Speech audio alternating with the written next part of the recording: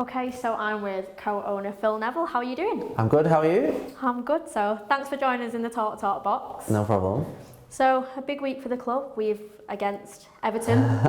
Did you think that we'd be against Everton? I mean, we've had United and now Everton. No, I mean, somebody was asking me the other day that playing both at my former clubs, the clubs that I played for, United tonight, obviously, and my son's in the opposition team, so we're going to get kind of stuck into him. Both clubs that I've loved, and I suppose the real big draw is the one against Everton in the Carabao Cup.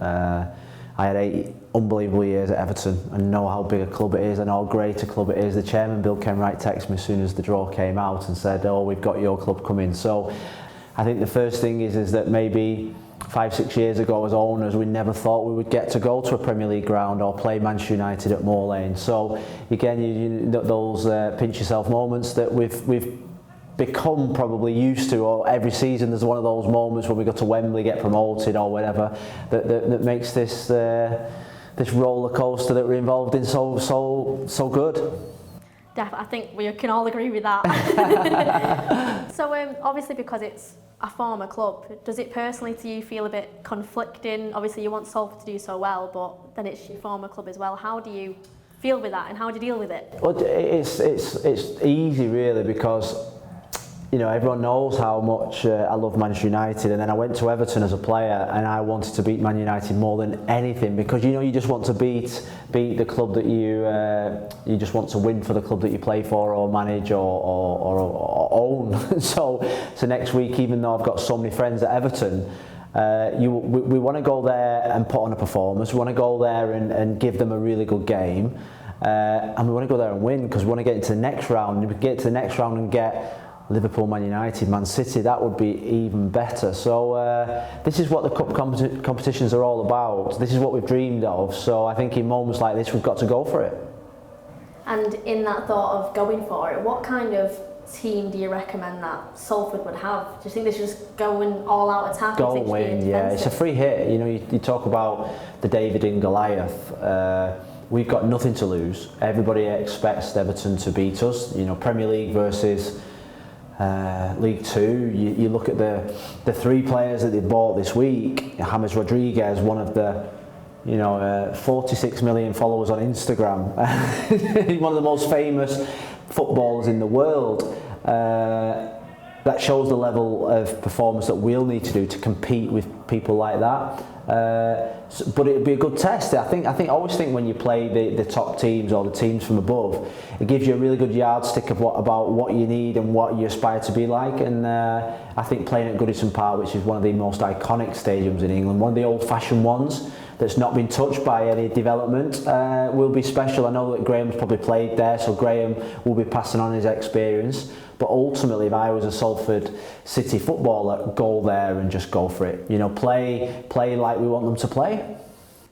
So you've mentioned James Rodriguez there. How would you feel if he was playing against Salford? Well, you know what? It's funny because 2 years ago, the World Cup in Russia, I commentated on a game that he was playing on for Colombia. Colombia, England, or Colombia somewhere. I think it was Colombia, Mexico even. James Rodriguez. When you're doing your notes as a media person, you sat in the studio, you focus on the star players, Ronaldo, Messi, and James Rodriguez was one of those players. Someone with undoubted ability. Bayern Munich, Real Madrid, played for the best clubs in the world, and now he's playing against Darren Gibson. The players that we've got, all of them. You can name them all, and you think to yourself. I always think back to, do you remember when Gareth Seddon was our centre forward 2 or 3 years ago, and now we're playing against James Rodriguez. And no disrespect, but we've come such a long way in such a short space of time, and we're proud moments. When you and the lads did decide to co-own Salford City together? Owners, we're not lads, we're just owners,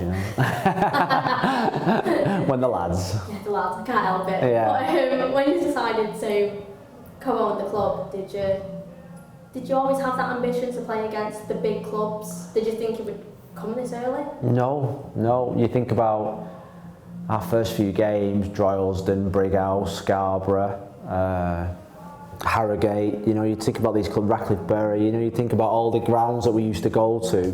I remember driving to Brighouse on the M62 as you go over the Pennines to Huddersfield there, freezing cold day. We got beat 3-1, it was a terrible pitch, it was freezing.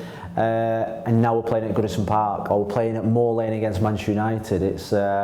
It's been a great journey, and ultimately, do you know what? When you look back, actually, it was those moments at Brighouse and Halifax and clubs like that that actually make these even more special, because back then it was a dream. Back then we used to think, do you know, it was a million miles away. Goodison Park, Manchester United, that's 10, 15 years time at best. And now we're playing the best kids in the Man United academy or in the United system, and we're playing at Goodison Park against probably one of the greatest managers of the modern era in Carlo Ancelotti, against one of the biggest, most iconic clubs in English football, in one of the best stadiums. And my former club, the club that I captained for 8 years, the club that I love equally as much as Manchester United. And you know, the only sad thing is that they've moved the game I meet up with my England Lionesses, and if they'd have kept it at the original date, I would have been able to go, and the TV has moved it, so I can't actually go to the game, so I'll be making sure all my Lionesses are tuning in supporting Salford City on the Wednesday night. Oh, well, it's nice that Salford City will have a lot of big fans watching then.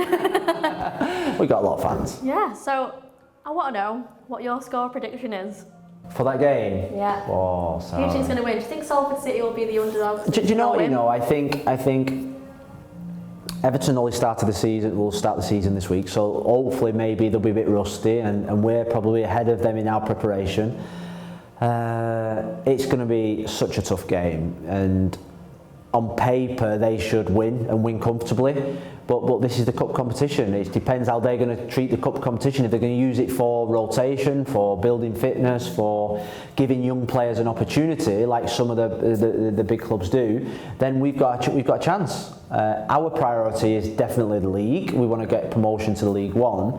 But I think a night like this is when you've got to go out there and play the best players to go and take on a Premier League opposition, because ultimately we want to compete and we want to win. We have no fear at this football club, and that's how we want the players to be next week. So I'm not going to give you a score prediction. I tried to go around the houses there. I was going to say, you're like a politician there. Yeah. I didn't get a score in the end. No. But Salford win? That would be a dream. That would be a dream. I think it's on telly, it's on Sky Sports.